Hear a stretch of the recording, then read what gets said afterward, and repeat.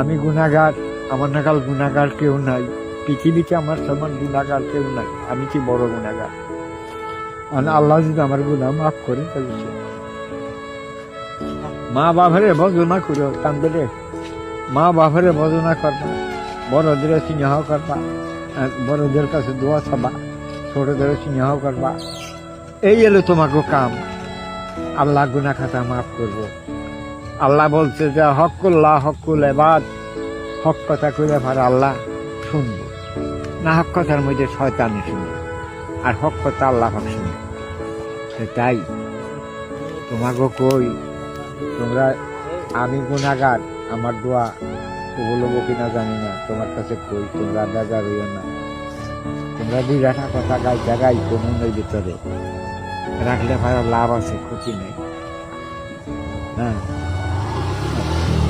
আল্লাহ পাক গুনাহ খাতা মাফ করে নেওয়ালা।